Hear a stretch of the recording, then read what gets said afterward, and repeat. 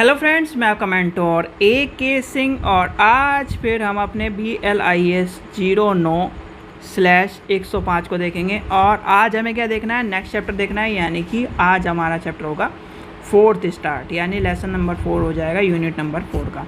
तो समय व्यर्थ न करते हुए चलिए शुरू करते हैं। और कल के यानी इससे पहले चैप्टर हमने क्या देखा था, भारतीयों का, यानी कि भारतीय नेटवर्क देखा था। अब भारतीयों से यानी कि अब अपने देश से क्या कर रहे हो, आप उड़ान भरकर अंतर्राष्ट्रीय नेटवर्क को देखोगे। तो चलिए शुरू करते हैं। सबसे पहले क्या करना है, वीडियो को लाइक करना, चैनल को सब्सक्राइब करना, वीडियो को ज़्यादा से शेयर करना और टेलीग्राम ग्रुप को ज्वाइन करके रखना, जिससे आपको इस तरह की वीडियो देखते को मिले और इन्फॉर्मेशन आपको मिलती रहे।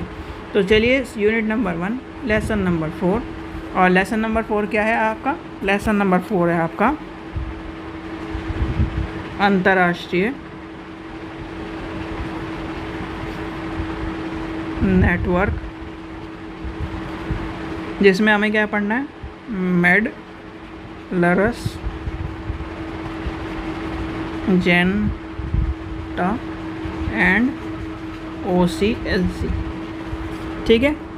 अब आती है बात कि आपने, ठीक है, पहली बात तो ये समझिए, आपने क्या पढ़ा, पहले भारतीय नेटवर्क पढ़ा। भैया भारतीय में यानी कि आपने क्या पढ़ा, अभी तक अपने गली मोहल्ले के आसपास के नेटवर्क से अपने आपको पैसों की ज़रूरत पड़ रही थी, आपने मांग ली, यानी कि रिश्तेदारों में मांग ली। ठीक है, क्योंकि आपके संबंध अच्छे थे, क्या थे, नेटवर्क अच्छे थे। अब हम चलेंगे अंतर्राष्ट्रीय, यानी कि हम थोड़ा सा बाहर चलेंगे कि अपने नेटवर्क जो हमारे बाहर के नेटवर्क, यानी कि जिससे हमें कहीं ना कहीं हमारे संबंध अच्छे हैं, हमारे नेटवर्क अच्छे हैं। तो इसी तरह से क्या है, अंतर्राष्ट्रीय स्तर पर हमें क्या करना है, नेटवर्क की बात करनी है। अंतर्राष्ट्रीय स्तर में नेटवर्कों की बात करनी है। और अंतर्राष्ट्रीय स्तर में लाइब्रेरी नेटवर्क, यानी भारतीय पुस्तकालय में नेटवर्क और अंतर्राष्ट्रीय स्तर पर नेटवर्क की बात आती है। तो कहीं ना कहीं जब आप क्या करते हो, अंतर्राष्ट्रीय स्तर पर लेके चलते हो, तो वहाँ पर भी क्या है, वहाँ पर भी आपको कहीं ना कहीं नेटवर्क की बात लेके चलनी। आज के टाइम में हमारा देश क्या है, एक विकसित भारत बन रहा है। ठीक है, आपको दो चीज़ पता होगा, एक विकसित, एक विकासशील। विकासशील और विकसित दो चीज़ अलग अलग चीज़ें। एक क्या है, एक जो देश विकसित हो चुका है, ठीक है, एक जो देश विकसित हो रहा है। ठीक है, दो अलग अलग कॉन्सेप्ट है। तो कहीं ना कहीं आज के टाइम पर हमारा देश क्या है, विकास की राह पर, अच्छे विकास की राह पर चल रहा है। और कहीं ना कहीं इसलिए हमारे तालमेल और कहीं ना कहीं हमारे अंतर्राष्ट्रीय स्तर के जो तालमेल है वो भी अच्छे बनते जा रहे हैं। और इसी कारण से हम क्या कर रहे हैं, लाइब्रेरी के क्षेत्र में, संसाधनों के क्षेत्र में, शिक्षा के क्षेत्र में आगे बढ़ते जा रहे हैं। तो वही उसी में कहीं ना कहीं हमें क्या करना है, अंतर्राष्ट्रीय नेटवर्क के बारे में पढ़ना है। ठीक है, जैसे आपने क्या करा, भारतीय नेटवर्क पढ़े, वैसे ही हमारे क्या करने हैं, हमें अंतर्राष्ट्रीय नेटवर्क पढ़ने हैं। अंतर्राष्ट्रीय नेटवर्क में सिर्फ और सिर्फ मैं आपको एक चीज़ बता दूं, OCLC सबसे ज़्यादा इम्पोर्टेंट माना जाता है। ठीक है, किसके, OCLC। ठीक है, OCLC जो है आपका जो नेटवर्क है वो सबसे ज़्यादा क्या है, इम्पोर्टेंट माना जाता है। दूसरा क्या है, एक आपका माना जाता है आर्गस। ठीक है, ये क्या है, आपका एग्रीकल्चर का जो है, यानी कृषि विज्ञान एवं प्रौद्योगिकी के लिए जो नेटवर्क है, जिसमें क्या करता है, कृषि सूचना प्रणाली के अंतर्राष्ट्रीय ग्रंथ सूची क्या प्रणाली है। इसके अंतर्गत क्या हुआ, यानी कि इसके द्वारा 1975 प्रणाली के प्रचार के यानी प्रचलन करने के अंतर्गत 3 लाख से अधिक रिकॉर्ड डेटाबेस के संदर्भ में उपलब्ध कराए गए। कितने, 3 लाख से ऊपर। तो ठीक है, तो ये कहीं ना कहीं हमें इसके अंदर पढ़ना है। फिर आपका आ जाएगा CABI। तो ये आपको सारा कहीं ना कहीं मैं आपको बताऊंगा जो जो इम्पोर्टेंट है। यानी कहानी तो बहुत लंबी है अगर किताब के हिसाब से चलोगे। ठीक है, किताब के हिसाब से हमें सारे नहीं पढ़ने हैं, मेनली हमें जो पढ़ने हैं वो कुछ नेटवर्क पढ़ने हैं। अब आती है, यानी कि इसमें आर्गनेस पढ़ लिया हमने, ये समझ लिया। अभी मैं आपको ओवरव्यू दे रहा हूँ चैप्टर का, कल आपको इससे पूरा चैप्टर कराऊंगा। ठीक है, तो कहीं ना कहीं फिर आती है यानी संयुक्त राष्ट्र अमेरिका के नेटवर्क की बात। भाई आपका क्या है, ALA है, अमेरिकन लाइब्रेरी एसोसिएशन है।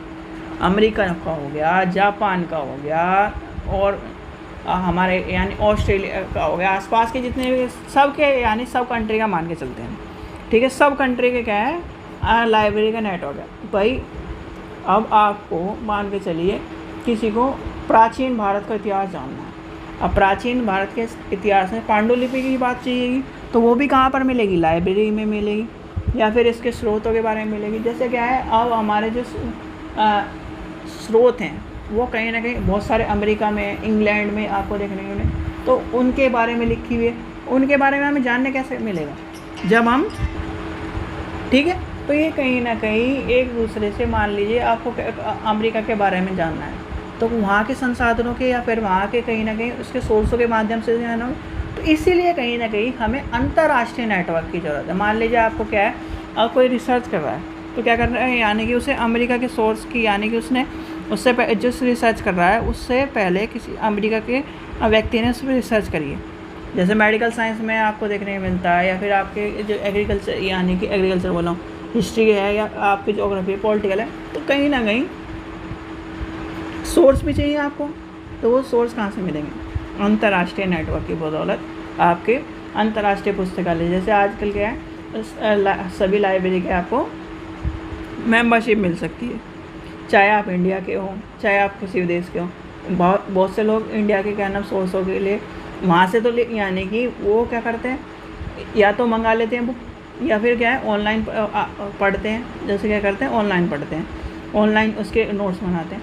किस बदौलत, इसी अंतर्राष्ट्रीय नेटवर्क के लिए। ठीक है, समझ गए आप। अंतर्राष्ट्रीय नेटवर्क क्या कर रहा है, हमारे एक तो संबंधों को अच्छे बेहतर कर रहा है, दूसरा क्या कर रहा है, हमें विभिन्न सोर्सों के बारे में, विभिन्न संसाधनों के बारे में, विभिन्न लाइब्रेरियों से जोड़कर हमें क्या कर रहा है, संसाधन मुहैया करा रहा है। क्या करा रहा है, संसाधनों को मुहैया कराया जा रहा है। तो ये है इसमें कहानी।